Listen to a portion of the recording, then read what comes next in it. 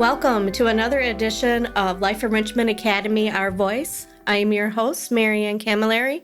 Today we have a special guest joining us from LEA, Ypsilanti. Her name is Angie. Hi, Angie. How are you today? Hi, Marianne. How are you? Good. So how long have you been with LEA? I have been with LEA. I started in July of 2019. All right. I have been in this field actually for maybe like 16 years. I've been doing this. I've been everywhere from working with young children, nursing homes, group homes. I actually was a home manager for a group home for maybe 5 years. So I'm very experienced at this. Yeah. So what's the biggest challenge there for you? Well, I guess my biggest challenge I had was, if I had an individual that passed away or something like that, how, the love that I have for them and how it hurts me like they're my own family. Right. So tell me, what's the most important thing About my individuals, giving them respect and dignity. Right. And letting them know that they are somebody. Right. Yeah. What's been happening over there in Ypsilanti? Well, 2022 was a big year for us. We moved. We had a open house, which was a real big turnout. We had a lot of support. Our funding agency came out. Parents and guardians participated. We had a barbecue. Our individual was happy. We also gained an applicant, and we also gained a couple of individuals who has now started our program. That's awesome. How many clients do you have there? Right now, we have 14. 14. And you can obviously have room to expand, correct? Yes. Good. So during your move, when did you move? We moved February of 2022. Okay. And did you move into a smaller building, bigger building? So we actually did move into a smaller building, but this building is very convenient for us. Most of our individuals live over in the area where the building is, so it cut down on the transportation with our routes. So nice. So during your open house, how many people did you have attend that day? Oh, wow. We had a house full. We ran out of parking. Oh, wow. Yeah, so it was really big. Yeah. We had at least 60 people there.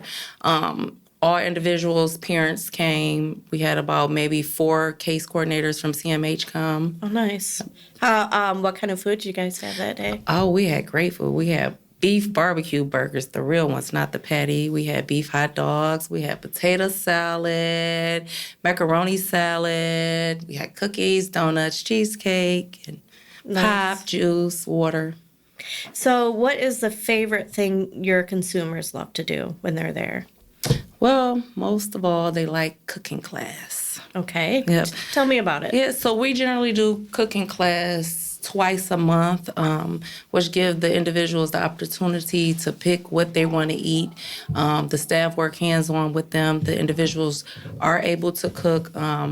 We also had received the smart board back some months ago, and we actually use that to look at YouTube to see the recipe so the individuals are able to do it. It just gives them the opportunity to taste different foods. Sometimes, they don't get that at home, so they come there and they ask and say that's what they want to make, we make it. Our kitchen now is much smaller. We don't have a stove, so right now we're using hot plates and griddles, air fryers, whatever it is, we make it happen. So it works out good for you guys. Yes. So what other things do they like to do? They love going out to the community. We do a lot of different things. We go to the movies. They love bowling. We actually have a bowling league that we call LEA. Oh, nice. They all love bowling. They all have their own balls. They love doing that. We go there once a week.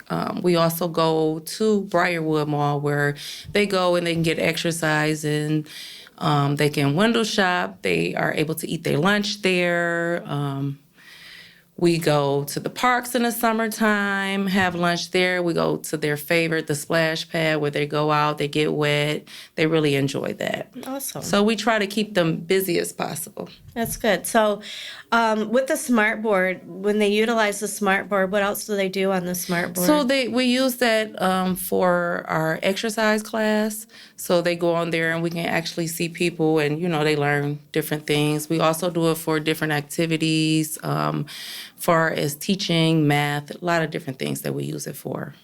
Do you have other technology? We actually do. We have tablets, which they love those. They love those. We do a lot of different projects on there. They are able to listen to music. They're able to watch movies and different things like that. Awesome. Tell me about your consumers, what they do in the afternoon before they go home for the day. Before they go home for the day, it depends on if we're on an outing. But we have some individuals that participate in the support employment. Oh, what is that? So support employment is where they work, gives the individuals the opportunity to work and, get money. They get paid for it. So right now we're just in home. We're not out taking them out to go work. Our staff actually job coach them. Right now they're doing janitorial services, like they're cleaning up the building, the bathrooms, they're vacuuming, mopping, and different things like that. So they get paid minimum wage for that? Yes, they do. Okay. And do they get paid every week, every other week? They are paid every 2 weeks, biweekly. And I bet they can't wait for that. Yes. Every payday, they're out for lunch and shopping. Oh, nice. Tell me about future plans for 2023. Well, most of all, we're trying to expand. We are trying to grow. We are trying to gain more individuals as well as staff. Good. So if anyone is interested in applying for a job at LEA in Ypsilanti, how can they go about doing that? Well, right now, me and my supervisor are recruiting through Facebook. We have different ads. We have ads in front of the building, word of mouth. So we do. We also are offering a sign-on bonus as well. So do they have to have experience? No, they don't have to have experience, but they do have to have patience. Is there any training required once they get into the Yes, we program? have some training that's required. Nothing hard. CPR, first aid. We have to have the TB test just to make sure, they are okay.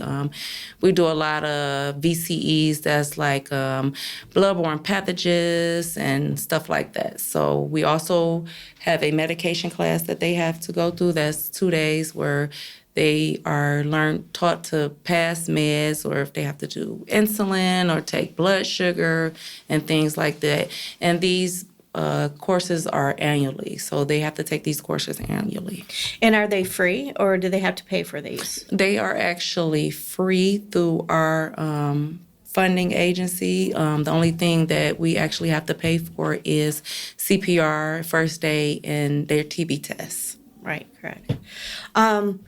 So leaving off with Angie, for 2023, what do you want to see from your program? As said before, I want us to grow with individuals and staff and do a lot of different things, create more community activities. I'm looking forward to doing things like my individuals have been asked to have a prom, so we would like to do a prom. They are bugging me about it, so we're going to do it. So we're going to get with our funding agency to see how we can have support for them and work this out. So would you have to have a different place to hold this prom? Well, actually, our building should be able to hold, the individuals. Or I was going to see if we can link up with, one of our sister facilities, maybe Monroe, and we can do it there as well. That's awesome. So do you have, certain individuals or staff that are just, stand out? Like staff of the year, or? I actually do. I have one staff. Her name is Lavella. She's really great. All the individuals love her. She has been with us through all the rough times. She stuck it in and she's going. And she keeps going, and that's our girl. We love her, Lavella. That's awesome. Yeah. So, so you transport your individuals to and from program, correct? Yes, so we pick up our individuals. We bring them back to the building, then whatever community outing we have that day, or we just in-house, and then we'll leave out about 2:45 to drop them off. We do have some individuals that's being dropped off and picked up Okay, by their group home. great. Great. Any challenges? Oh, challenges. Well, what I can say, we're not going through the 2020 challenges no more. You know, my individuals are so happy because they are able to interact with each other now. They're not having to social distance or stay away from each other. So now when we do activities, it's fun and it's exciting. You know what I'm saying? So that was our biggest challenge there, you know, getting past that. And thank God that we're not wearing no face coverings anymore, you know. We're able to expand now because back then we wasn't able to bring some individuals in because they wasn't able to wear the face coverings. But now we're over that. Thank you. Yes. Do you guys do fundraisers? We do a monthly fundraiser, the bottle fundraiser. This is on the calendar once a month. The individuals do bring in cans. We have quite a few of them that bring in cans, and we also have a little convenience store that we opened in May of 2022. We have items like pop, Rice Krispie treats, Pop-Tarts, you know, so the individuals are able to come in there and purchase their own things, and our staff is able to help them with money management. Yeah. It's no profit that we're making. It's just something there, you know, everything that we make, we just go and repurchase the merchandise that we have. That's great. Well, Angie, thank you for joining us today. Okay, thank you. Remember to follow us on Facebook and LEA New Haven's Facebook page. And that's it for another edition of LEA Our Voice. Thank you, Angie.